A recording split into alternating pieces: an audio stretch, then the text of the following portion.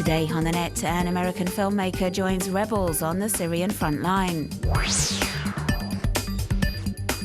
A look at the protests held around the world in support of the people of Gaza. And France's Encyclopedia Universalis goes digital.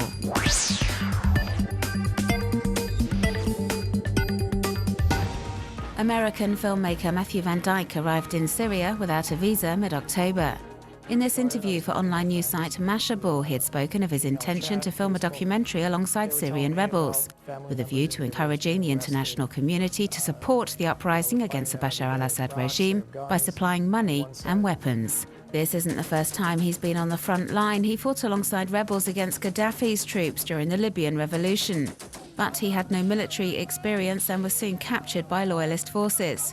Detained in a Tripoli prison for 6 months, he managed to escape during the last hours of Gaddafi's regime. So far, Matthew Van Dyke has said he wants to concentrate on his documentary, so he won't be taking up arms in Syria. But according to his Facebook posts, he does wear a Free Syrian Army uniform every day, so no one thinks he's a journalist.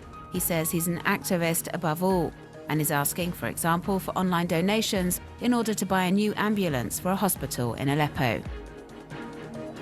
His involvement hasn't gone unnoticed by the Syrian authorities. In his most recent blog posts, the American says there have been a number of pieces about him in official media, in which he's described as a terrorist. Although Matthew Van Dyke says he's now in a very perilous situation, he regularly reaffirms his commitment to seeing his project through. Israel's bombardment of Gaza continues, and a growing number of people around the world are calling on the Israeli government to stop its military offensive. Here's a look at some of the rallies in support of the Palestinian people staged across the globe in recent days.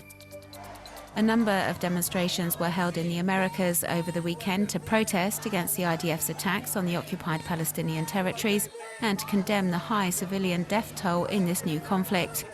As we can see in these amateur documents, thousands of people took to the streets of Montreal in Canada, New York City in the US, and also Santiago in Chile, chanting slogans urging the Israeli authorities to withdraw troops from the Gaza Strip at the earliest possible opportunity. And Europe has also seen a high number of solidarity demonstrations with the people of Gaza, as this footage filmed over the weekend shows masses of protesters gathered in Berlin and London, for example, demanding Israel end the onslaught immediately and calling for the creation of an independent Palestinian state.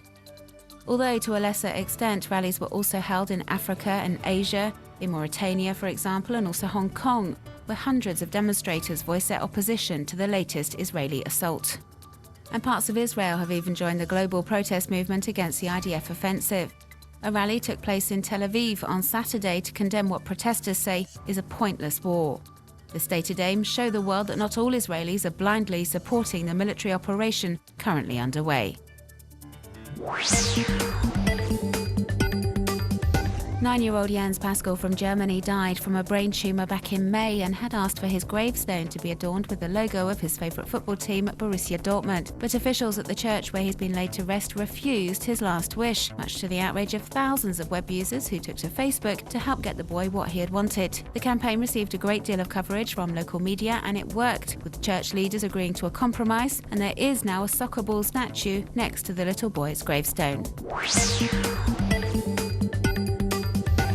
44 years on from its first edition, the thick volumes of France's Encyclopedia Universalis will no longer be printed and will exist only in digital format due to competition from the likes of Wikipedia. 999 copies of the ultimate version of the work will be published, however, before the printed edition chapter in the encyclopedia's history is closed forever.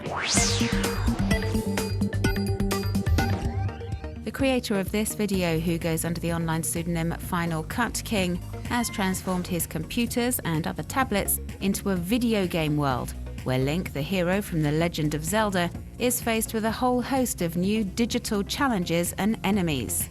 The video is called The Adventures of Digital Zelda, and you can check it out in its entirety on all good video sharing platforms.